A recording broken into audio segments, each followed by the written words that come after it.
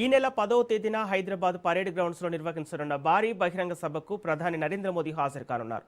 ఈ నేపథ్యంలో సభ ఏర్పాట్లను కేంద్ర మంత్రి కిషన్ రెడ్డి, ఎంపీ డాక్టర్ లక్ష్మణ్, ఈటెల రాజేందర్ సహా బీజేపీ ముఖ్య నేతలు క్షేత్రస్థాయిలో పరిశీలించారు. ఈ సందర్భంగా వారు మాట్లాడుతూ 2.5 ఏళ్లకే కాంగ్రెస్ ప్రభుత్వంపై తీవ్ర వ్యతిరేకత వచ్చిందన్నారు. రేవంత్ ప్రభుత్వానికి ప్రజలు ఖచ్చితంగా బుద్ధి చెబుతారని ధ్వజమెత్తారు. బెంగాల్ ఫలితాలతోనే అర్థం చేసుకోవాలన్నారు. రాష్ట్రంలో బీజేపీ అధికారంలోకి రావాలని ప్రజలు కోరుకుంటున్నారని స్పష్టం చేశారు. రూపాయల ప్రాజెక్టులు జరుగుతాం, ఇంకా కొన్ని పైప్ లైన్లో కూడా ఉన్నాయి. ఇంతకుముందు పెద్దలు చెప్పినట్టు ప్రతి ఒక్కొక్క ప్రాజెక్టు విషయంలో ఈరోజు కేంద్ర ప్రభుత్వం జాగ్రత్తలు తీసుకుంటూ అన్ని రకాలుగా తెలంగాణ ప్రజల సంక్షేమం కోసం, తెలంగాణ రాష్ట్ర అభివృద్ధి కోసం కేంద్ర ప్రభుత్వం చిత్తశుద్ధితో కట్టుబడి ఉండి మరి అన్ని రకాల బాధ్యతలు తీసుకొని ముందుకెళ్తాం. ఈరోజు ఈ యొక్క బహిరంగ సభ తెలంగాణలో, దేశంలో ఒక ఉత్సాహవంతమైనటువంటి వాతావరణం.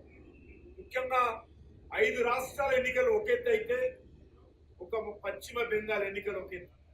మోడీ గారి బహిరంగ సభ జయప్రదం కోసం, చేయడం కోసం ఎండలు తగ్గాయన్నట్టుగా ఈరోజు వాతావరణం కూడా, మరి ప్రకృతి కూడా వారికి స్వాగతం పలుకుతాము. కాబట్టి నేను మరొకసారి భారతీయ జనతా పార్టీ తరఫున తెలంగాణ ప్రజానీకాన్ని కోరుతా ఉన్నాను. మోడీ కోసం మనం, దేశం కోసం మోడీ అనేటువంటి ఆలోచనతో అన్ని వర్గాల ప్రజలు కూడా మోడీ గారిని ఆశీర్వదించడం కోసం రావాల్సిందిగా కోరుతాం. తెలంగాణ రాష్ట్ర ప్రజానీకానికి దిశానిర్దేశం చేయడానికి, నేనున్నాను అని చెప్పి భరోసా ఇవ్వడానికి, మరి 3 రాష్ట్రాల్లో విజయ కేంద్రం ఎగిరేసిన తర్వాత తెలంగాణ రాష్ట్రంలో కూడా నేనున్నాను, రేపు డబుల్ ఇంజిన్ సర్కార్ వల్లనే ఈ ప్రాంతం అభివృద్ధి చెందుతున్న ఒక సంకేతం ఇవ్వడానికి విచ్చేస్తున్నటువంటి నరేంద్ర మోడీ గారికి మేము స్వాగతం పలుకుతా ఉన్నాం.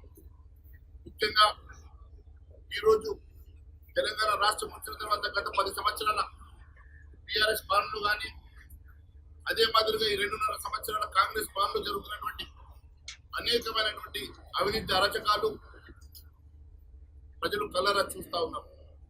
మరి భారతీయ జనతా పార్టీ వల్లనే నిజమైనటువంటి డబుల్ ఇంజిన్ సర్కార్ వల్లనే అభివృద్ధి చెందుతుందని పూర్తి విశ్వాసంతో ప్రజలు ఈరోజు భారతీయ జనతా పార్టీ వైపు చూస్తా ఉన్నారు. ధర్మం కోసం నిలబడి, ఈ దేశం కోసం నిలబడినటువంటి తెలంగాణ ప్రజలకి నేను అండగా ఉన్నానని చెప్పడానికి నరేంద్ర మోడీ గారు వస్తున్న సందర్భంగా లక్షలాదిగా తరలి వచ్చి వారికి స్వాగతం పలుకుతా ఉన్నారు.